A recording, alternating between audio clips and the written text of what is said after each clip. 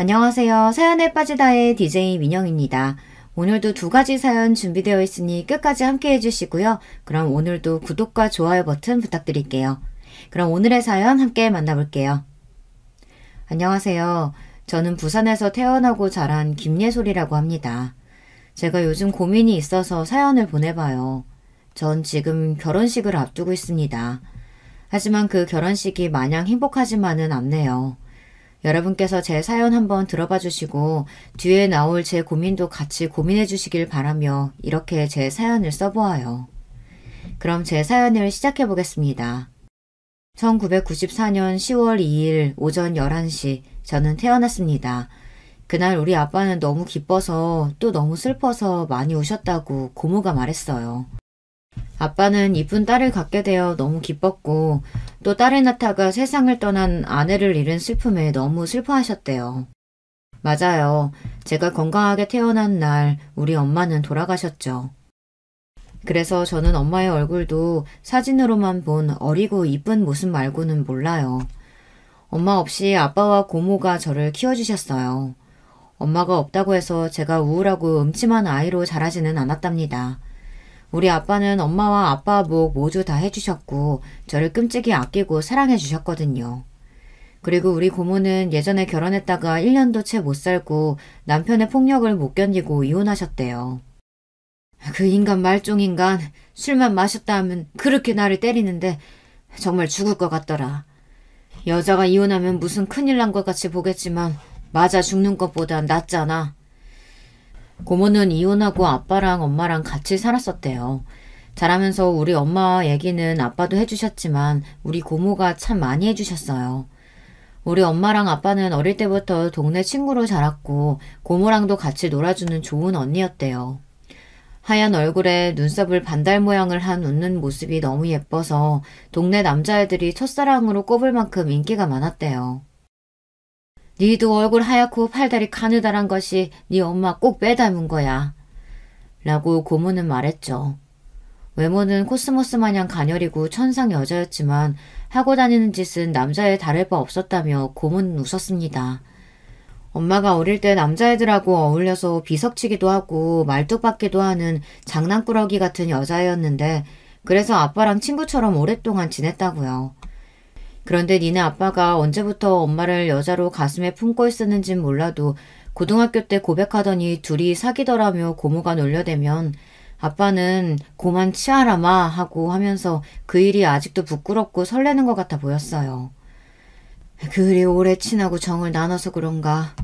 니네 엄마 너무 빨리도 갔다. 이렇게 고모는 한탄을 하시고는 했어요.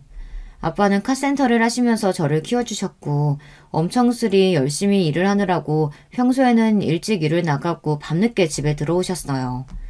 늘 집에 오자마자 우리 퇴끼 어딨나 하고 저를 꼭 안고 볼에 뽀뽀를 해줬어요. 저도 아빠 왔나? 하면서 아빠 볼에 뽀뽀를 해주었고요. 아빠는 저를 무릎에 앉히시고 오늘 있었던 이야기도 들려주시고 제 이야기도 들으시고 둘만의 시간을 보냈어요. 그래서 전 애정이 결핍되지 않고 자랄 수 있었던 것 같아요. 그리고 프로야구 시즌이 되면 시간이 날 때마다 무조건 우리 부녀는 롯데 자이언트 유니폼을 맞춰 입고 야구장을 향했습니다. 롯데가 지는 날이 많았지만 지면 지는 대로 욕하고 이기면 이겼다고 기뻐하면서 야구를 즐기는 광팬이었죠. 그리고 아빠가 경기를 못 본 날은 제가 경기 내용을 해설자처럼 읊어가면서 아빠한테 설명해 주었어요. 학창시절 제일 괴로웠던 날은 학년이 바뀌면 담임선생님이 아빠 없는 사람 손들어, 엄마 없는 사람 손들어 이래가면서 제가 다른 아이들과 다르다는 것을 온몸으로 느낄 날 정도일까요? 그럴 때 쥐구멍에 숨고 싶을 만큼 결핍이 느껴졌어요.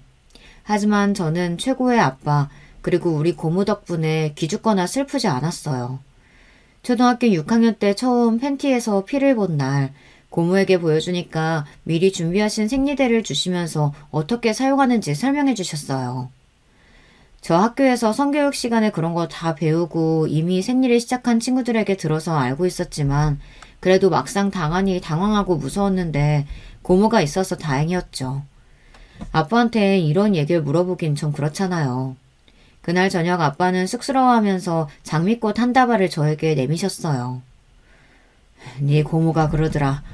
딸내미 첫 생리는 숙녀가 되어가는 축하할 일이라고. 그렇게 전 엄마가 없다고 해서 부족함을 크게 느끼지 않고 컸습니다. 공부에 큰 뜻이 없었고 우리 아빠랑 고모도 사람이 건강하고 정직하게 살면 그만이라며 공부를 강요하지는 않으셨습니다. 저는 부산에 있는 대학교의 영어 영문학과를 다니다가 졸업하게 되었어요. 두 분이 대학까지 저를 키워주셨는데 저는 서둘러 취직을 해야겠다는 생각이 들었습니다. 그때 대학 친구가 자기가 여성 옷 쇼핑몰을 인터넷으로 창업할 생각인데 같이 하겠냐고 물어보더라고요. 전 패션과 옷을 좋아했고 그때 지원하는 일반 회사는 자꾸 떨어지니까 친구의 제안을 승낙했죠. 다만 그 친구가 대구 출신인데 대구에서 일을 하고 싶으니 같이 가자고 하는 거예요. 우리 가족이 좋지만 대학생 시절부터 전 자취 한번 해보고 싶은 호기심이 있었어요. 겨우겨우 딸바 보인 아빠와 고모의 승낙을 얻어내고선 대구에 올라가게 되었습니다. 친구 아빠가 빌려주신 상가 사무실에서 컴퓨터 몇 대와 책상 등 사무용품을 들여놓고 사진 촬영 기구와 마네킹 등 온라인 쇼핑몰에 필요한 부품을 구입하기 시작했어요. 우리 아버지가 여자 혼자 살 때는 안전이 최고라면서 몇 군데 받으신 오피스텔을 보여주러 대구에 올라오셨어요. 그중 사무실에서 걸어 다닐 수 있을 만큼 가깝고 시내와도 멀지 않은 넓고 환한 오피스텔을 선택하고 저는 첫 자취 생활을 시작할 수 있었어요. 우리 아빠랑 고모는 제가 타지에서 일하는 것이 걱정스럽고 서운한 눈치였어요. 하지만 철없는 저는 혼자 사는 게 너무 재미있었고 쇼핑몰 일을 배워가는 재미에 푹 빠져버렸어요. 새벽에 옷을 도매가로 띄어와서 분류하고 제가 모델로 그 옷을 입고 촬영했어요. 그렇게 촬영한 사진을 보정 작업을 한 뒤에 우리 쇼핑몰 사이트에 업로드했습니다. 우리는 돈이 없는 청년 창업가니까 어디에 맡기면 죄다 돈이 나가는 거예요. 그래서 웬만한 것은 친구와 같이 배워가며 하나하나 직접 했어요. 그리고 저는 어떤 옷을 입어도 태가 나는 축복받은 몸매라서 우리 사이트의 전속 모델로 일했죠.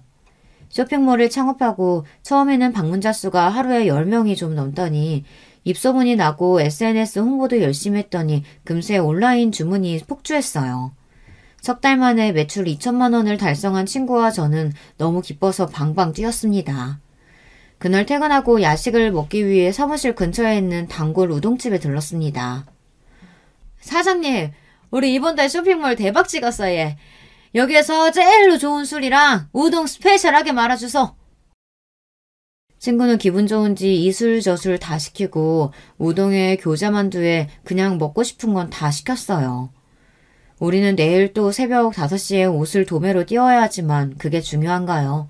오늘은 그저 마냥 기뻐하고만 싶었어요. 창업 준비로부터 오늘까지 5달 동안 우리 정말 고생했으니까요. 이 우동집은 우리가 하루가 멀다 하고 점심으로 시켜 먹기도 하고 퇴근하고 와서 우동에 소주 반주하면서 들르는 단골집이었어요. 우동집 사장은 키가 185cm는 되어 보이는 체격에 야구선수 이대호를 닮은 푸근하고 귀여운 인상의 남자였습니다. 알고 보니 우리랑 동갑인 94년생이라고 해서 완전 더 친해져서 반말하는 친구가 됐죠. 진짜로? 와, 이제 이 친구들 부자 다 됐네. 기분이다. 오늘 음식은 내가 다 쏜다. 먹고 싶은 거 다 시켜. 우리는 우동에 치즈 계란말이에 배달로 시킨 모듬회 등등 많은 음식과 소주, 막걸리 등을 섞어가며 먹고 마셨습니다. 한참을 재밌게 먹고 떠들고 있는데 옆 테이블에 회사원 같은 아저씨 둘이 우리에게 오더니 추근대기 시작했어요. 역시 대구는 미인의 도시란 말이야. 아가씨들이 이 어째 이렇게 예쁘고 몸매도 좋아? 신나 보이는데 우리도 같이 놀자. 그러니까 머릿수도 딱 2대2 오늘 찐하게 놀면 되겠네. 아저씨들 분위기 잡치지 말고 가요. 같이 안 놀아요. 뭐라는 거야. 꼭 못생긴 것들이 더 난리야. 난 너 말고 옆에 아가씨가 이쁜데. 아가씨 우리 같이 나가서 한잔 할까? 싫어요. 저리 가. 하지만 두 남자는 아무리 거절해도 우리에게 치근대는 거예요. 그때 우동집 사장이 바에서 나와 그 남자 둘의 길을 잡아 끌었습니다. 아가씨들이 싫다잖아. 당장 가게에서 나가요. 뭐? 이 새끼 손님한테 뭐 하는 짓이야? 한번 붙어, 붙어. 난 너 같은 것들 손님으로 안 받아. 앞으로 내 가게에 올신도 하지 마라. 우동집 사장은 체격도 크고 근육도 많고 힘이 세 보이는 외모라 그런지 그 두 놈은 겁을 먹고 그냥 가게를 나가버렸습니다. 남자답고 멋진 우동집 사장님 이름은 박성수. 성수 씨는 이날 저를 집까지 바래다 주었고 제가 마음에 드니 한번 만나보자고 고백을 했어요. 하지만 전 성수 씨를 단순한 친구 이상의 감정은 없었기 때문에 거절했죠. 다음날부터 성수 씨네 우동집에 가기가 좀 불편했습니다. 친구가 밥 먹으러 가자고 했지만 혼자 먹고 오라고 내보내곤 했어요. 그렇게 일주일이 지나고 혼자서 사무실에서 일을 하고 있는데 사무실 문을 두드리는 사람이 있었습니다. 바로 성수 씨였어요. 우동이랑 주먹밥, 음료수까지 챙겨서 도시락을 저에게 내밀었어요. 예솔 씨, 내가 고백했다고 밥 먹으러도 안 오면 어떡해요. 나 그냥 원래처럼 단골 가게 사장님 할 거니까 우리 편하게 지내요. 알겠지? 이거 먹고 일해. 가뜩이나 말랐는데 더 살 빠지겠다. 성수 씨가 배려해준 덕에 저는 편하게 계속 우동집에 자주 들렀어요. 그리고 친구와 셋이서 친구처럼 아지트에 모여 수다 떠는 날이 오래됐죠. 가끔 지난번처럼 남자들이 명함을 주거나 핸드폰 번호를 따는 일도 있었는데 그때마다 성수 씨가 저를 지켜주었어요. 그러면서 저에게 사귀자며 부담을 주거나 어떤 질척 있는 행동 없이 지켜주는 마음에 점점 호감이 생겼습니다. 언젠가부터 친구와 저는 쇼핑몰 운영 방식과 수익 배분에서 이견이 생기기 시작했어요. 그렇게 몇 번 다투고 감정이 상한 끝에 친구는 쇼핑몰을 정리하든지 저 혼자 맡아서 하든지 하라며 자신은 다른 창업을 하겠다고 했어요. 저는 어렵게 키운 쇼핑몰을 계속 하고 싶었기 때문에 친구에게 5천만 원을 주고 이후부터는 혼자서 운영하고 수익을 갖기로 했습니다. 제가 1년 넘게 모은 돈을 친구에게 주었고 이제 혼자 운영할 생각을 하니 한동안 막막하고 힘들었어요. 그렇게 고민하는 과정에서 성수 씨는 저를 물심양면으로 정말 많이 도와주었어요. 원래 예솔 씨는 당쳐서 혼자서 운영하는 모습이 더 잘 어울려. 오히려 더 잘 해낼 수 있을 거야. 힘든 일은 다 나한테 맡겨. 성수 씨는 지금 우동집을 하고 있었지만 대학교 때 경영학과를 전공했다며 쇼핑몰 운영하면서 세금이나 관리 부분 등에서 많은 조언도 해주고 발벗고 나서서 도와주었어요. 그 덕분에 쇼핑몰은 친구가 나간 후 잠시 매출이 떨어졌는데 몇 달 지나지 않아서 원래의 매출로 회복하고 오히려 그 이상의 매출을 찍는 날이 왔어요. 너무 기쁜 나머지 퇴근하고 우동집에 달려가서 성수 씨의 목을 껴안으며 다 성수 씨 덕분이야. 정말 고마워요. 나 이제 혼자서도 잘할 수 있을 것 같아. 성수 씨는 저에게 정말 잘했다며 축하해주고 격려해 주었어요. 그리고 친구가 나간 날부터 하루도 빼먹지 않고 퇴근한 저를 집에 바래다주고 아픈 날에는 죽을 싸서 집에 갖다주고 갔어요. 성수 씨가 제게 해주는 사랑은 우리 아빠와 같이 느껴졌어요. 이렇게 사랑해주는 남자를 또 만날 수 있을까? 전 이제 성수 씨 없이는 안 될 것 같다는 생각이 들었어요. 그리고 성수 씨에게 고백하고 말았어요. 성수 씨, 나 이제 자기가 너무 좋아. 나 평생 자기 짝꿍 되면 안 되나? 성수 씨는 예상치 못한 제 고백에 어쩔 줄 몰라 했어요.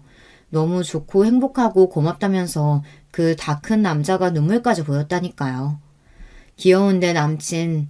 그날부터 우리는 누구도 부럽지 않은 알콩달콩한 커플이 되었어요. 그런데 너무 알콩달콩했나 봐요. 그만 사고를 치고 만 거예요. 어느 날 술이 많이 취해서 우동집 뒤편 성수씨 자취방에서 그만 같이 밤을 보내게 되었습니다. 사랑하는 남녀 사이에 있을 수 있는 일이긴 하지만 문제는 그게 아니고요. 그날 처음 같이 밤을 보냈을 뿐인데 글쎄 아기가 생겨버린 거예요. 임신 테스트기에 두 줄을 확인하고 전 당혹스러워서 어떻게 하고 얼굴을 두 손으로 감쌌어요. 그렇지만 성수 씨는 반대로 너무 좋아했어요. 많이 놀랐지? 근데 난 너무 기쁜데? 난 처음 본 순간부터 너하고 결혼하고 싶었어. 당연히 우리 애기도 갖고 말이야. 결혼도 하기 전에 이렇게 돼서 놀랐겠지만 이것도 하느님이 주신 축복이라고 생각해. 우리 얼른 결혼하고 아이 낳아서 잘 기르자. 응? 성수 씨는 저를 달래주면서도 웃음을 감추지 못했어요. 너무 좋대요. 사실 저도 성수 씨도 외동이라 외롭다고 결혼하면 아이를 적어도 둘은 낳을 거라고 얘기하곤 했거든요. 처음에 저는 너무 두렵고 걱정되었지만 성수 씨 말대로 가만히 생각해보니 오히려 축복받을 일이라는 생각에 점차 임신한 사실을 수긍하고 받아들였어요. 하지만 딸이 타지에 가서 갑자기 임신까지 한 사실을 우리 아빠와 고모가 알게 되면 얼마나 놀라실까요? 성수 씨는 얼른 부산에 내려가서 인사드리고 싶다고 했어요. 그래서 주말에 바로 부산집에 갔어요. 오랜만에 집에 온 딸내미가 갑자기 웬 남자친구를 데리고 오니까 우리 아빠랑 고모는 정말 놀라 보였어요. 하지만 두 분 모두 성수 씨를 크게 반겨주었고 맛있는 식당에 데려가셨습니다. 부산에 오랜만에 와서 아빠랑 고모를 보니까 마음도 편해지더라고요. 그리고 요즘 임신해서 그런가 입맛이 엄청 도는 거예요. 식당에 있는 음식을 이것저것 와구와구 먹어댔어요. 아이고, 요 토깽이가 맨날 잘 안 먹더니만 오늘 와 이리 잘 먹노. 보기는 좋다. 많이 먹으라. 고모는 제 앞으로 음식을 이것저것 갖다 주시고 생선 가시를 발라주었어요. 아빠는 성수 씨에게 소주 한 잔을 따르시고 성수 씨도 아빠에게 소주 한 잔을 따라드렸죠. 예솔이가 남자친구를 인사시키러 온 건 처음이라 나도 좀 긴장되는데 한잔 하지. 두 남자는 소주를 마시고 또 한 잔씩 따르고 그렇게 소주 한 병을 금방 비웠어요. 아버님, 고모님 처음 인사드립니다. 전 박성수라고 하고 우동집 하는 청년입니다. 제가 2년 동안 따라다녀서 우리 예솔 씨랑 겨우 사귀게 되었어요. 아빠와 성수 씨는 대화를 얼마 나누지 않았지만 서로 마음에 들어하는 것 같았어요. 어쩜 이렇게 키도 크고 인상도 좋은 것을. 그 야구선수 이대호 닮았네. 안 그래? 고모 눈에도 그래요? 이대호 닮아서 더 친근해갖고 우리 바로 친구 먹었잖아요. 그런데 아버님, 고모님, 제가 오늘 폭탄 선언 좀 드려도 되겠습니까? 저 예솔이랑 결혼하고 싶습니다. 꼭 좀 허락해 주십시오.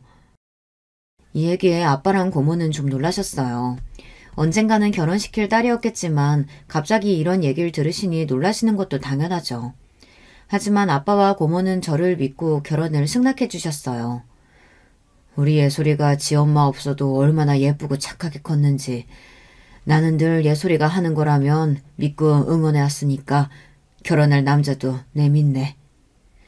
근데 내 딸 눈에 눈물 나게 하면 죽는다? 물론입니다. 제가 그러면 저 죽여주십시오, 장인어른. 성수 씨 대답에 웃겨 죽겠다는 듯 고모는 자지러지고 아빠는 뭐 이런 웃긴 놈이 있다면서 좋아하셨어요. 근데요, 아빠랑 고모 나 축하할 일 하나 더 있어.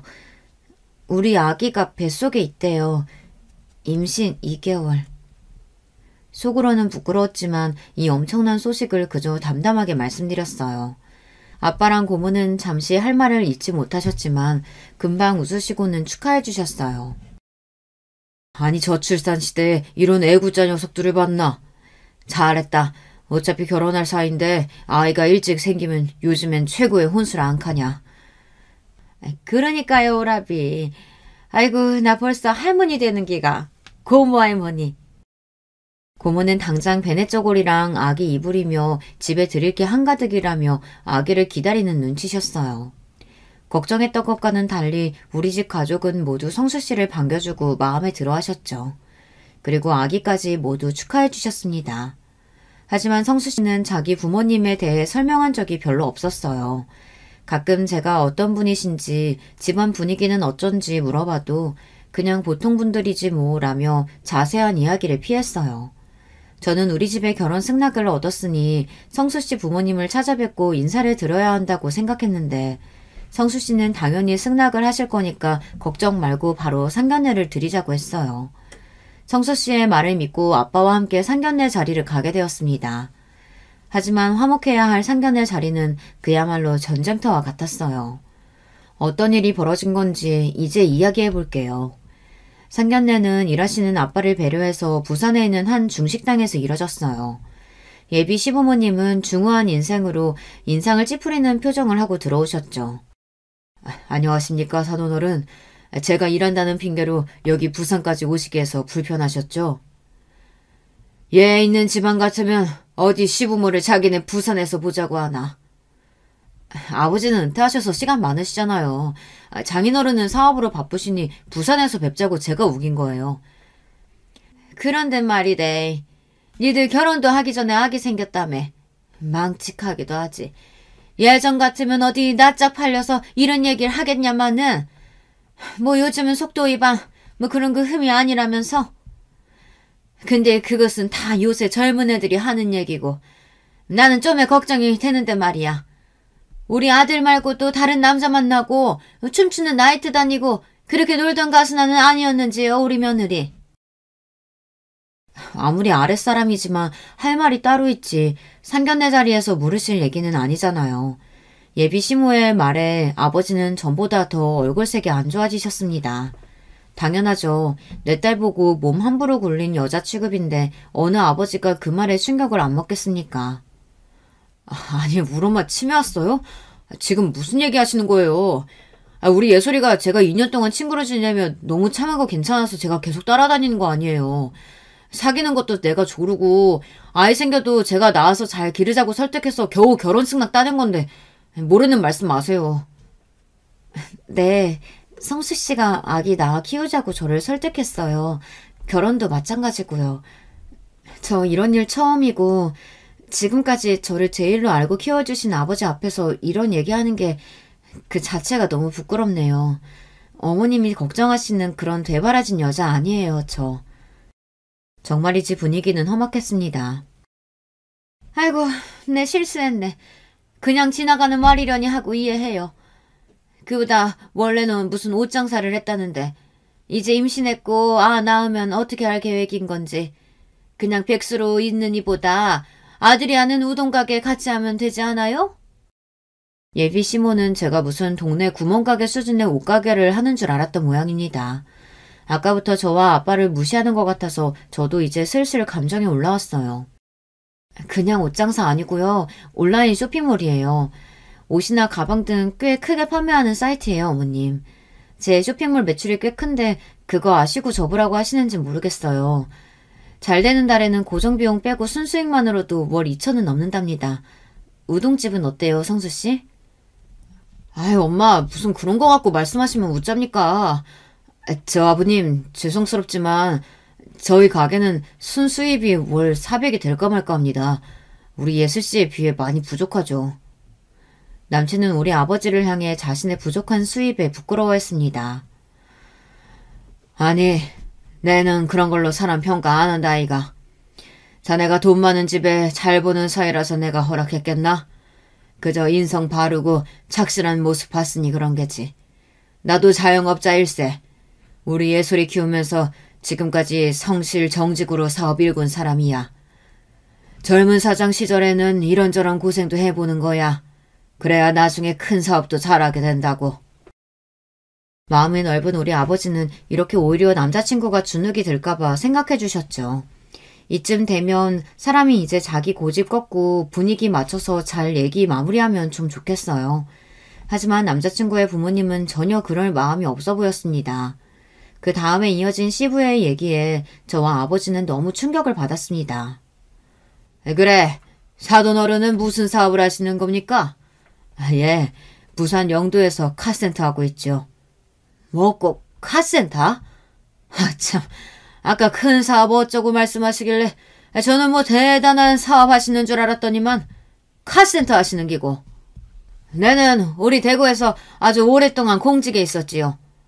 사급까지 갔다가 정년 앞두고 건강이 좋지 않아서 좀 일찍 퇴직하기는 했는데 어쨌든 옛말로 치면 관직에 있었다 아닙니까? 우리 집안하고 사등댁하고 격이 좀에 안 맞는다 싶죠. 예비 시부는 아버지가 카센터 하신다는 얘기를 듣고 비웃고 거들먹거리기까지 하는 게 아니겠어요. 저는 착한 남자친구가 저런 부모님 밑에서 자랐다는 것이 믿을 수가 없었습니다. 그때 식당 종업원이 와서 후식 메뉴를 물어보았습니다. 시모는 그 종업원을 보고는 째려보며 소리를 빽 지르는 거예요. 여기가 어느 자리라고 눈치도 없이 어른들 얘기하시는데 말을 끊어? 그런 시모를 보고 저는 암담한 심정이었습니다. 지금 저 종업원의 모습이 시댁에 있는 제 미래의 모습과 겹쳐 보인다는 것은 괜한 걱정일까요? 우리 집에서는 아무리 환경미화원이나 식당 종업원 등 사회적 지위가 낮은 직업을 가진 분들이라도 이렇게 막대하는 법이 없습니다. 누군가 그런 이야기를 하더라고요. 가장 낮은 처지의 사람을 대하는 모습, 그것이 그 사람의 진짜 밑바닥 모습이라고요. 점점 예비 시부모님은 실망스럽기만 했습니다. 그 뒤에 시부는 자기가 공직 생활을 해서 공무원 연금이 나오고 대구에 자가인 아파트도 있다. 우리 아들 결혼할 때 아파트 전세 정도는 해줄 수 있다. 요즘 시대에 이 정도로 노후 준비 갖춘 시부모는 별로 없으니 당신 딸내미는 참 시집 잘 온 거라고 그런 자랑질로 한참을 떠들어대셨습니다. 우리 아버지는 이런 분이 아니셨는데 예비 시부의 거만한 자랑질과 모욕을 겨우겨우 참고 계신 것 같았어요. 아버지의 기분이 걱정돼서 저는 계속 가시방석에 앉은 기분이었습니다. 그렇게 말씀하시니 딸 자식 가진 입장에서 안심이 되네요. 그래, 애들 신혼집은 어떤 데로 생각하십니까? 그거야 당연히 대구로 와야죠. 대구에 한 10년쯤 된 아파트 전세가 2억이 좀 넘는다 카이. 거기에 얻어줄라고 생각하고 있습니다. 지금까지 재산 많다고 자랑하시니 저는 한 10억쯤 하는 신축 아파트 사주는 줄 알았죠. 부산 해운대 앞에 고층 아파트들은 30평대가 한 10억이 좀 나가니까요. 그런 데가 괜찮지 않겠습니까?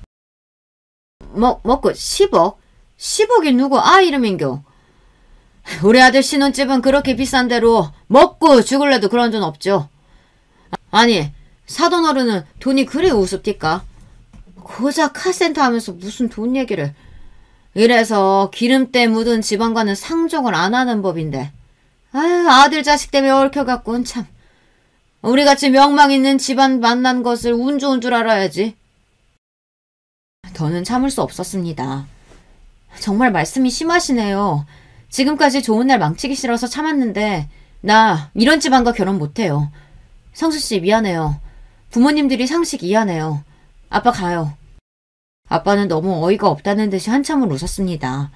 갑작스러운 아빠의 웃음에 거만하던 시부, 쭉 찢어진 눈으로 의심하던 시모도 성수씨까지 어안이 벙벙하게 있었어요. 이 양반이 아주 웃긴 양반이구만. 아니 고작 재산 10억도 없으면서 지금까지 그렇게 거들먹거린 거라고? 이보시게 내가 운영하는 카센터가 부산에만 7개요. 그중 2개는 내 건물에 있는 카센터고 아까 말한 해운대 고층 아파트는 우리가 50평대에 살고 있었으니까 우리 딸 신혼집으로 30평대면 되지 않나 싶었던 거고. 근데 고작 2억대 전셋집 마련해준 걸로 보아하니 내 귀한 딸내미 엄청 부려먹고 구박할 것 같은 양반들이네. 어? 똥 밟았다 생각하고 내는 이제 당신들 안 봅니다. 박서방, 미안한데 우리 딸 그 집에 못 주겠네. 그만 보세. 그렇게 마지막 말을 남기고 아빠는 나가셨습니다. 네, 아빠의 말씀은 모두 사실입니다. 아빠가 누구의 도움 없이 혼자서 카센터에서 밤늦도록 일하시고 손님들을 진심으로 대하신 결과 지금 7개의 카센터 사장님이세요. 다 합치면 연매출이 어마어마하죠. 그리고 카센터의 개수만 늘리신 게 아니에요. 카센터 끼고 5층짜리, 4층짜리 상가 건물도 갖고 계신 건물주입니다. 그래서 부산에서 최고 아파트가 해운대에 분양할 때 그 브랜드 아파트 말이에요. 그때 현금 전액을 주고 50평대 펜트하우스급 집에서 아빠랑 저 그리고 고모까지 셋이서 살기 시작해서 주변의 부러움을 살 정도예요. 우리 아빠가 그렇게 어마어마한 자산가라는 얘기를 듣고 성수씨와 그의 부모들은 입을 다물지 못하고 있었어요. 아니 말도 안 돼. 지금 네 아버지 헛소리 하시는 거지? 맞지? 니는 뭐 대구에 뭐 오피스텔에서 지낸다 하면서 무슨 해운대 아파트고 카센터가 뭐? 7개? 당연히 처음 들으셨을 거예요. 제가 성수씨에게도 말하지 않았으니까요. 괜히 우리 아빠 자산 얘기 듣고 돈 노리는 놈들 꼬일까봐 싶어서 저 어디에 대고 우리 아빠 부자인 거 비밀로 하고 다녔거든요. 그리고 우리 아빠 도움이 없이도 저도 잘 벌고 살고요. 아까도 성수씨 아버님이 자산 얘기하시는데 솔직히 웃음이 나더라고요. 우리 집에 비하면 10분의 1도 안 되실 것 같은데 어쩌죠? 우리 결혼은 없던 일로 하겠습니다. 아기 문제는 제가 알아서 할게요. 성수씨 미안해요. 우리 이제 그만하죠. 저도 그렇게 상견례 자리에 나와서 그 뒤로 성수 씨의 연락, 그의 부모님 연락 모두 씹었습니다. 그날 밤 집에 와보니 아빠는 집에서 양주를 드시고 계셨습니다. 미안해요, 아버지. 고작 그런 집안과 결혼하려고 해서. 나 때문에 우리 아버지가 그런 듣지 않아도 될 얘기 듣고 수모당한 거 정말 미안해요. 저는 냉장고에는 소고기를 굽고 김치랑 해서 안주를 갖고 아빠 앞에 앉았습니다. 아버지, 안주랑 같이 드세요. 그리고 웬 양주예요. 평소엔 소주만 드시면서. 내가 진짜 좋은 날이나 진짜 기분 더러운 날, 그 둘 중 하나가 걸리면 이 양주 꺼내들지 않겠냐. 예솔이니 그 결혼 어찌할 끼고. 저 그 집에 시집 못 가요. 아기는 제가 좀 더 생각해보고 정할게요. 우리 딸은 늘 현명하고 똑똑했지. 네 엄마 닮아서. 네가 알을 낳아서 키운다 해도 지운다 해도 난 다 우리 예솔이 뜻이랑 같이 할 끼다.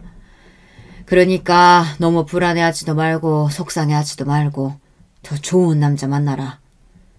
저는 아빠 어깨에 얼굴을 묻고 펑펑 울었습니다. 그날부터 성수 씨는 매일 저에게 10통이 넘는 전화에 문자에 톡을 보내면서 저에게 한 번만 만나달라고 애원했습니다. 저도 성수 씨와 인연을 끊는 일이 쉽지만은 않았어요. 하지만 지금 성수 씨 얼굴을 본다면 제 결심도 무너질까봐 무서웠어요. 웃긴 것은요, 성수 씨의 어머님도 저에게 가끔씩 전화를 하거나 연락을 달라고 문자를 보낸다는 것이에요. 그렇게 상견례 자리를 만드셨을 때는 이 결혼 반대하시는 입장 아닌가요? 그런데 왜 이제 와서 저에게 연락을 하실까요? 아무리 생각해봐도 우리 아버지의 재산, 그것 때문인 것 같았습니다. 그렇다면 더더욱 치가 떨리는 시부모님들이었어요. 그러던 어느 날 산책을 하고 돌아오는 길에 우리 아파트 앞에 성수 씨가 서 있었습니다. 아니, 성수 씨가 여길 어떻게 알고. 내가 아버님께도 사정사정했어. 2주 동안 매일 부탁드리니까 한 번만 만나보라면서 집 가르쳐 주셨어. 예술아, 잘 지냈어? 건강하게 지내고 있는 거지? 우리 애기도 별일 없고? 나 그동안 잘 지내지 못했어. 지옥에 있다면 이런 기분일까? 정말 딱 물에 코 박고 죽고 싶은 심정이더라. 우리 부모님이 또 내가 너무 싫어졌겠지. 그런데 오늘 내 얘기 한 번만 들어줘. 내 얘기 듣고 한 번만 더 생각해주라. 어? 그리고 근처 카페에 가서 성수 씨의 긴 이야기를 들었습니다. 성수 씨의 얼굴을 들여다보니 거뭇하게 수염이 나 있고 얼마나 울었는지 눈은 퉁퉁 붓고 충혈되어 있었어요. 며칠 사이 몰라보게 얼굴살이 쏙 빠져 있었습니다. 사랑하는 남자였는데 그 모습이 너무 짠했어요. 커피를 한 모금 마시고 나서 성수 씨는 자신의 어린 시절 이야기를 들려주었습니다. 성수 씨의 아버지는 경북대학교를 나와 판검사가 되기 위해 몇 년 동안 사법고시를 준비했다고 해요. 성수 씨 친가댁에 의사도 있고 구의원도 있고 소위 명망 있는 집안인 모양이었던 탓에 성수 씨 아버지에게 집안에서 거는 기대가 컸다고 해요. 하지만 번번이 사법고시에 떨어지고 나이 30이 넘어서도 합격할 가망이 없어 보이자 공무원으로 취직을 했다고 합니다. 하지만 지금까지 살아온 내내 공무원 생활을 만족을 못하신 거죠.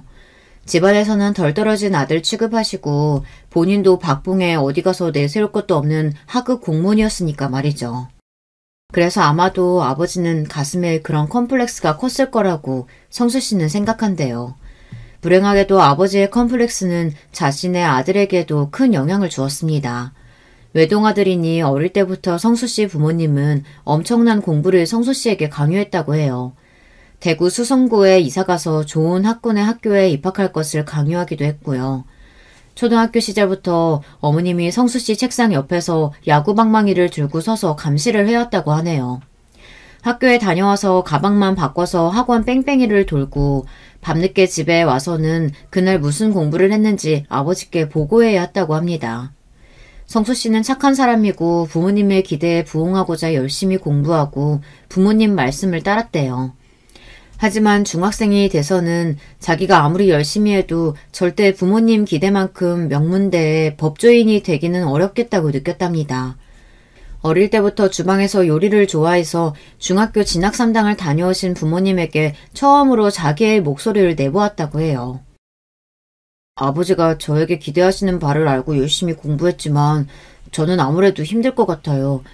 죽어라 공부해도 반에서 10등 안에도 못 들겠는걸요. 차라리 제가 좋아하는 요리 배우고 싶어요. 전 요리사가 되고 싶습니다. 하지만 성수 씨 아버지는 무척 화를 내며 쓸데없는 놈 취급을 했다고 해요. 그리고 다음 날부터 더 과외를 늘려 정말 숨 쉴 틈 없이 공부를 시키셨답니다. 결국 성수 씨가 원하는 스카이 대학교에 떨어지고 나서는 자살 시도를 하려고 했대요. 빈집에서 화장실 샤워봉에 끈을 걸어서 목에 매보았다고 합니다. 자신이 너무 쓸모없는 벌레 같은 존재라는 생각에, 그리고 부모님이 자신을 어떻게 대할지 앞으로가 무섭고 막막한 기분에 충동적으로 자살할 뻔했다네요. 하지만 자살 시도를 실패하고 집 밖에서 하염없이 돌아다니다가 문득 포장마차에 갔답니다. 예솔아, 정말 인간이 우습다. 자살하려는 놈도 배는 꼬르거리더라. 그래서 포장마차에 들어가서 뭘 할지 몰라 가만히 서 있었어. 그러니까 주인 아주머니가 내가 안 돼 보였는지 우동 한 그릇 말아서 내미시대. 난 그 우동을 허겁지겁 먹으면서 그 맛은 지금도 잊을 수가 없어. 그때 처음 다시 살아봐야겠다고 생각했어. 나중에서야 난 우동집 사장이 됐잖아. 그게 날 행복하게 해주는 거라는 걸 알게 되었기 때문이야. 그 후로 성수 씨는 수능 성적에 맞춰서 서울에는 중위권 대학교에 들어갔고 그냥 대학교에서는 호송세월을 보냈습니다. 뭔가 하고 싶어 간 게 아니라 부모님 눈치로 성적에 맞춰간 대학교에 과였으니까요.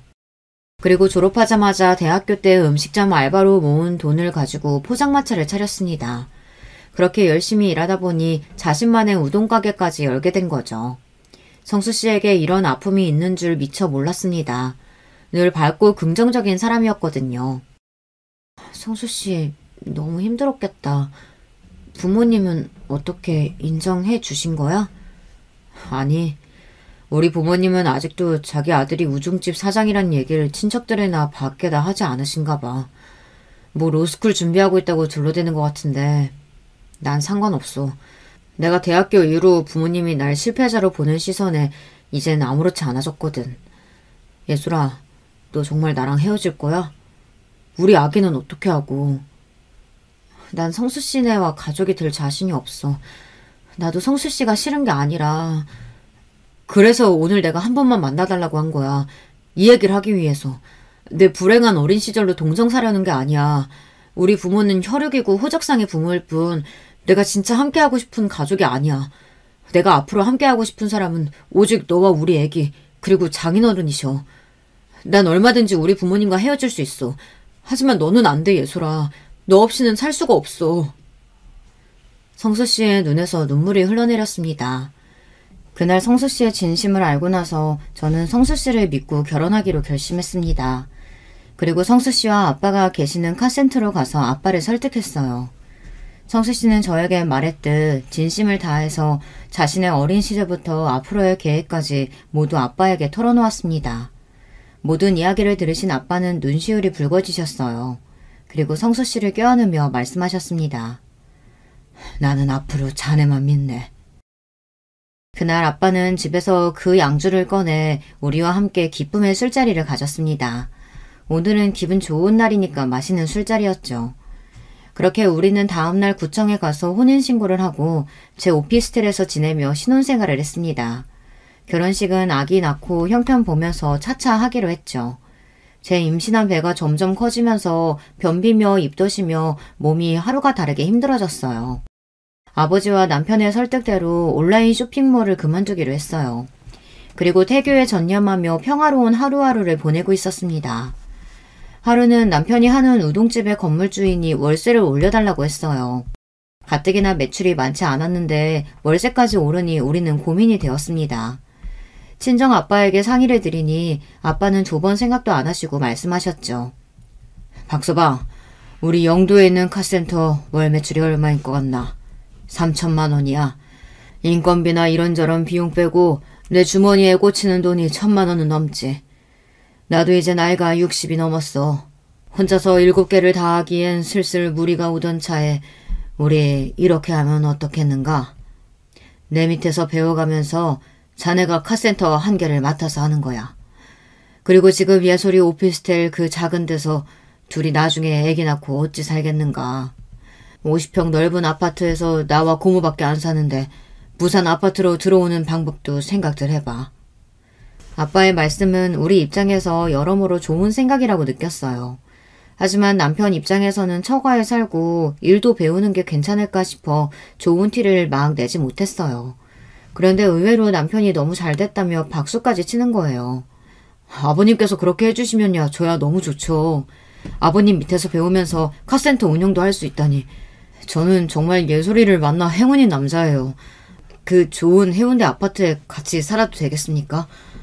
안 그래도 저희 부모님이 해주시겠다는 대구 아파트 물리치고 우리 예솔이랑 애기 오피스텔에서 지낼 생각에 막막했거든요. 정말 감사합니다, 아버님. 제가 아버님 용돈은 넉넉히 꼭 챙겨드리겠습니다. 남편은 대릴 사이로 들어가는 것은 아랑곳하지 않고 오히려 아빠의 도움에 감사해했어요. 저는 너무 기뻤습니다. 사실 결혼하고 나서 아버지 홀로 사시면 얼마나 적적할까 하는 마음이 늘 한켠에 있었어요. 그런데 저와 제가 사랑하는 남편, 아기까지 모두 한 집에서 살 수 있다니. 저는 남편이자 오빠를 얻은 것만 같았죠. 며칠 안 되어서 대구의 자취집과 남편의 우동 가게를 정리하고 우리는 부산에 내려갔습니다. 착실한 우리 남편은 카세터 일을 금방 배우고 또 재미있어 했습니다. 게다가 성격 좋고 손님들에게 친절하게 대하니 카세터는 입소문이 더 나서 매출이 늘었고요. 남편이 생각보다 너무 잘해내니까 아버지는 웃음이 끊이질 않으셨어요. 평생 일궈온 카센터를 남의 손에 넘기는 것이 늘 한이었는데 내 자식에게 물려줄 수 있으니 이제 걱정거리가 하나 없다고 좋아하셨습니다. 남편은 나중에는 카센터 2개를 맡아서 하게 되었죠. 그리고 아버지와 남편이 버는 월 수입은 의사나 변호사 부럽지 않은 수준이었어요. 그러다가 저는 튼실한 남자아기를 순산했습니다. 3.7kg에 우량하였지만 임신기간 동안 운동을 열심히 했더니 아기를 낳고도 아픈 데 없이 건강하게 말이에요. 친정아빠와 고모는 손주를 보시고 정말 그렇게나 기뻐하셨어요. 우리 가족이 아기를 보며 매일매일 행복하게 지내고 있는데 남편의 부모님이 떠올랐어요. 어느 날 남편에게 물어봤습니다. 남편, 혹시 우리 아기 낳은 거 부모님이 아셔? 한번 보여드려야 하지 않을까? 그래도 친할아버지, 친할머니시잖아. 가끔 연락은 하시는데 나는 이제 그 집 아들 아니니까 우리 애기 꼭 보여드려야 할지 모르겠네. 저는 마음이 불편해서 아기 사진 몇 장을 시모에게 문자로 전송해드렸습니다. 그리고 시모는 그 뒤로 아기가 잘생겼다. 아들이라 그런지 성수를 많이 닮았다. 아기는 모유수유 하는지 아픈 데는 없는지 이것저것 물어보셨습니다. 살갑게 이야기한 건 아니지만 그렇게 아기에 대해 몇 번 연락을 드렸죠. 사실 아들을 잃어버리고 태어난 손주도 못 보시니 얼마나 상심이 크실까 싶었어요. 저와 아빠에게 한 못된 말들도 기억이 나지만 사람인지라 또 그렇더라고요. 그러던 어느 일요일에 오랜만에 아빠와 남편 저 이렇게 셋이 야구 경기를 보러 갔습니다. 우리 집은 골수 롯데팬인데 남편은 삼성팬이라 따로 앉아야 하나 이러고 있는데 아닌데? 나 이제 롯데팬인데 내 유니폼도 샀지롱. 이렇게 롯데 유니폼을 꺼내 보이는 거예요. 그 모습이 너무 사랑스러워 보였습니다. 그렇게 셋이 유니폼을 맞춰 입고 간만에 목이 터져라 응원하면서 야구를 보고 왔습니다. 여러분, 야구 경기장에 간 이날 저는 인생에서 가장 황홀한 순간을 맞이했어요. 야구 경기 도중 쉬는 시간에 화장실에 다녀와 보니 글쎄 아빠가 플랜카드를 들고 계셨고 남편은 꽃 한 다발과 반지를 들고 무릎을 꿇고 있는 게 아니겠어요. 플랜카드에는 내 인생의 행운 예솔아 나랑 결혼식 하자 이렇게 쓰여 있었어요. 예상치 못한 광경에 저는 눈물이 날 것 같았습니다. 행복한 결혼 생활 중이었지만 면사포 한 번 쓰지 못하고 아기까지 낳은 것이 아쉬웠거든요. 그런데 이렇게 프로포즈까지 받으니 그것도 우리 아빠와 남편이 함께 이벤트를 준비해서요. 남편이 껴주는 반지를 받고는 바로 남편을 와락 안았습니다. 그리고 주변에 계신 응원 팬들도 환호를 보내며 축하해 주셨습니다. 엄청 스리 축하드립니다. 행복하이소. 제 인생에 이렇게 행복한 날도 있나 싶어서 감동의 눈물이 났어요. 우리 아빠도 울고 계셨습니다. 그날부터 결혼식장을 예약하고 스드메 회사를 예약하는 등 결혼식 준비를 했죠. 그러던 어느 날 시모에게 아기 사진과 함께 오랜만에 아들 얼굴 보시라고 야구 경기장 사진도 같이 보내드렸어요. 근데 돌아오는 시모의 문자는 기가 막혔어요. 지금 남의 아들 뺏어가 산 것도 모자라서 응원하는 야구팀도 받고? 우리 집안은 무조건 삼성 라이온즈야. 니네 시아버지 열받아서 길길이 날뛴다. 당장 성수한테 삼성으로 바꾸라고 해. 안쓰러운 마음에 조금 잘해드리려고 했는데 역시 이분들은 안 되겠다 싶더군요. 아들을 뺏는다. 야구팀이 뭐 그리 중요하다고 이러실까요? 그래서 이 이후로는 연락을 주셔도 답장을 드리고 싶지 않았습니다. 하지만 결혼식을 준비하는 와중에 아빠가 제게 말씀하셨어요. 예솔아, 박서방 부모님 말이다. 물론 우리에겐 왼수 같은 사람들이지만 그래도 네 남편 부모님이시다. 결혼식 하는 것도 알려드리고 예단이나 예물 같은 형식들 남들처럼 밟아야 안 하겠냐. 아빠의 말씀에 저도 같은 생각이었기 때문에 남편에게 아빠 말씀을 전달해줬어요. 하지만 남편은 고개를 가로저었습니다. 우리 부모님을 챙기는 자기와 아버님 마음은 충분히 알고 고마워. 하지만 난 우리 부모님 잘 알아. 결코 바뀌었을 분들 아니야. 결혼식이랑 우리 애기를 빌미로 또 간섭하고 마음대로 하고 싶어 하실 거야. 난 지금이 행복해. 정말 태어나서 처음으로 마음 편하고 진짜 가족과 사는 기분이거든. 남편은 결혼식에 자기 부모님을 초대하는 것을 반대했어요. 저는 이제 2달 뒤에 결혼식을 앞둔 행복한 신부예요. 하지만 아기를 키우고 결혼식을 준비하면서 고민이 돼서 지금까지 여러분께 제 사연을 말씀드렸답니다. 시부모님께 예단도 드리고 결혼식에 참석하시게 해야 할까요? 저와 아빠는 그것은 해야 한다고 생각하거든요. 그런데 왜인지 남편은 지금처럼 시부모님과 모르는 사람처럼 지내길 원해요. 며칠 전부터 남편이 시부가 보내준 문자를 보여줬어요. 이 근본 없는 자식아, 애비애미 무시하고 남의 집에 들어가 사니까 좋으냐? 불효하는 놈은 하들이 가만두지 않는다. 지금이라도 반성하고 집에 당장 들어와. 네 처가가 돈 좀 있다고 이렇게 망아지처럼 버티는 모양인데 사람은 자고로 번듯하게 존경받는 직업을 가져야 하는 거야. 그깟 기름때 묻혀서 번 돈 좀 있다고 넘어간 거? 그러다가 사업 쫄딱 말아먹고 나서야 부모님 찾아올 거다. 본가의 당숙어른이 네 소식 궁금해하시는데 내 할 말이 없더라. 죽은 것도 아닌 산자식 소식을 며느리가 보내는 문자 몇 개만 주는 게 말이 되냐? 손자 안고 집이랑 상주 본가에 응당 인사를 해야지. 지난번 시모의 문자도 그렇고 남편이 보여준 시부의 문자를 보니 그분들은 바뀔 수 없는 건가 하는 생각이 듭니다. 시부모님은 갑질하려다가 지금 졸지에 하나뿐인 아들마저 잃어버렸어요. 그런데도 그분들은 반성하지 않고 있는 모습입니다. 여기 계신 여러분들이 생각하실 때는 어떠세요? 이런 시부모님도 용서하고 결혼식도 모시고 아기도 데리고 가서 시부모님 대접을 해드려야 하나요? 남편은 아직까지도 강경하게 시부모님과 만나는 것을 반대하고 있어요. 제 사연 이야기는 여기까지입니다. 어린 동생, 딸이라고 생각해 주시고 제 고민을 함께 들어주셔서 감사합니다. 아직도 해결하지 못한 이 문제에 대해서 여러 가지 조언을 댓글로 남겨주시기를 부탁드려요. 남겨주신 댓글을 보고 결혼식을 어떻게 할지 결정하는데 큰 힘이 될 것이에요. 그럼 저는 여기서 인사드릴게요.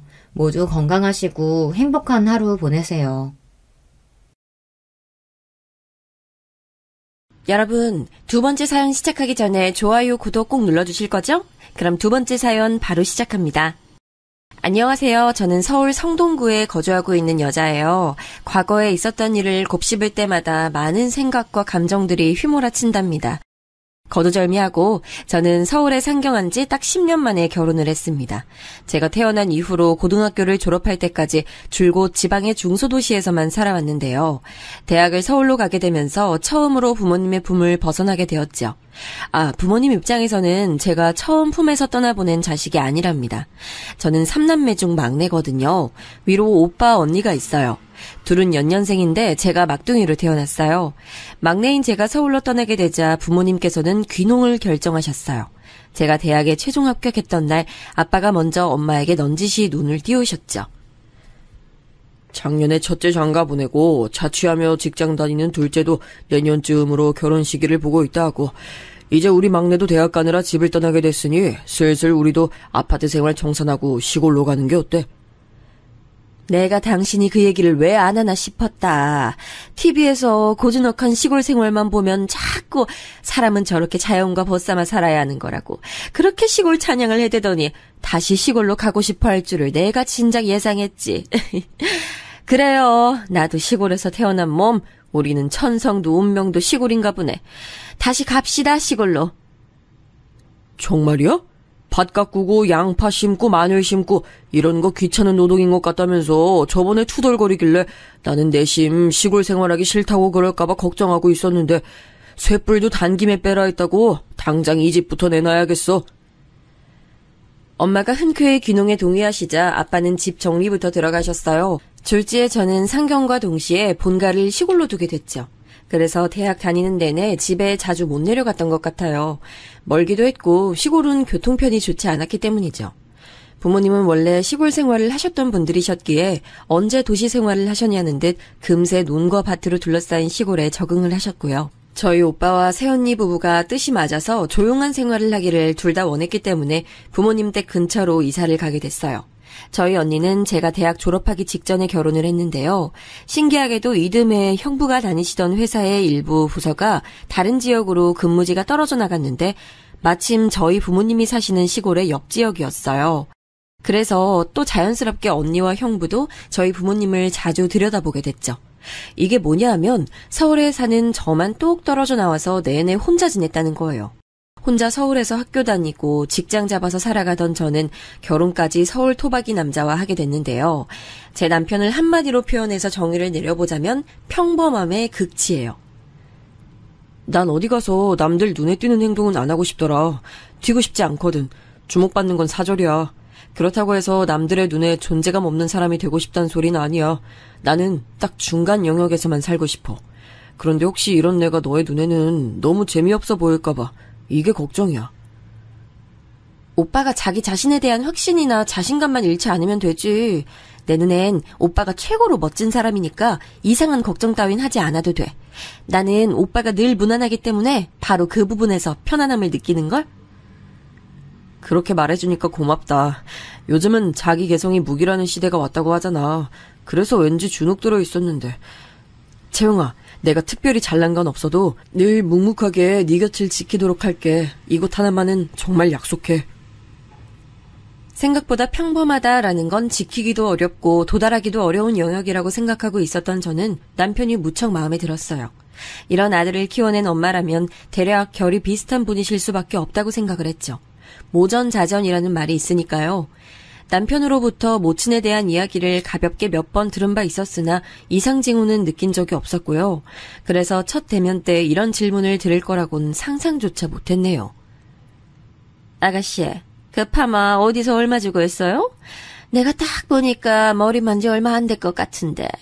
어디 동네였고 금액이 얼마였는지 내가 알아야 할 듯 싶네. 사실 어머님 뵙기 전에 예쁘게 단장을 해야 할 것 같아서 지난 주말에 집 근처 미용실 가서 했어요. 파마 비용 5만 원이었고요. 기존 머리가 너무 부스스해서 새로 부드럽게 모양을 넣어봤어요. 이상하지는 않죠. 잘 봐주셨으면 해서 머리를 한 거라 어떻게 보실지 궁금하네요. 아가씨 집 근처라면 설마 그 중랑구 오래된 동네에서? 그것도 5만 원? 아유, 에라이. 유행이 지나도 한참 지난 파마를 나도 어디서 말았나 했더니 역시 나였네. 괜히 촌발 흩날리는 게 아니지. 세련되지 못한 방향으로 머리가 구불거리잖아. 촌딱 대가리에 벼슬로 달면 안성맞춤이겠네. 듣자하니 집이 지방 시골이라고 하던데 그래서 세련미가 떨어지나? 예비 시어머니 앞에서 제가 섣불리 당황하거나 화가 난 티를 내기가 어려웠어요.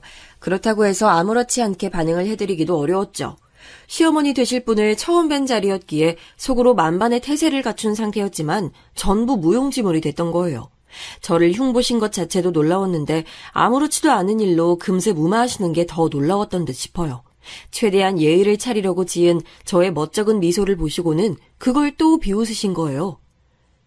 아이고, 머리만 문제인 줄 알고 웃어넘기는 얼빠진 모양새 좀 보라지. 유행 못 따라가는 저 블라우스는 또 뭐야. 아우, 세상에 대체 언제적 리본 매듭이래. 촌티가 줄줄 흐르네. 요새 누가 리본 블라우스 입는다고 그걸 떡하니 입곤 꼬라지 하거든. 예비 시어머니 앞에서 어떻게 예비 며느리가 득달같이 따져 물을 자세가 되었겠나요? 저도 겸손하고 참한 모습을 보여드리고 싶었는데 시어머니께서 초면인 저에게 꼬라지 운운을 하시니 이건 도저히 그냥 들고 넘길 만한 게 아닌 것 같아서 조용히 받아쳤죠. 네? 이건 패션 잡지에서 연예인이 입었길래 따라서 구입해본 건데요. 다가올 유행을 미리 선점한 패션이라고 크게 광고에 걸린 스타일, 그게 바로 이 블라우스예요. 바로 어제도 영화배우가 시사회에서 이 옷을 입고 나왔고요. 그러자 시어머니께서는 흠칫하시며 무한한 기색으로 헛기침을 하시더군요. 어떻게 무말을 하실까 싶었는데 가장 간단하고도 성의가 없는 대처를 해오셨어요. 왜 이렇게 정색을 하고 그래? 내가 아가씨 들으라고 한 소린 절대 아니었고 그냥 혼잣말이었는데 듣고 웃으며 넘기라는 거였지. 젊은 사람이 센스가 부족하네. 당사자께서 그냥 해본 말이라고 넘기시니 어쨌거나 어른 앞에서 제가 더 빠져들기가 어려운 느낌이었네요. 그날 저는 어째서 남편이 튀는 거 싫어하고 평범한 걸 좋아하는지 그 이유를 알 것도 같아졌죠. 자기 모친이 언변에 거침이 없으시고 독특하시기 때문에 자기는 그것에 질려서 그렇게 되고 싶지 않아졌던 거예요. 별개로 남편은 자기 모친을 굉장히 애잔하게 여기며 책임감을 다해 부양해드려야 하는 대상이라고 여겼어요. 아무래도 시부모님께서 이혼을 하신 게 큰 영향을 끼친 모양이었죠.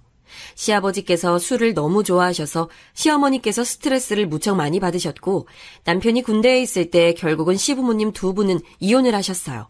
그 시기에 자기가 군복무를 하고 있어서 곁을 못 지켜드렸다고 남편은 안타까워하고 있었죠.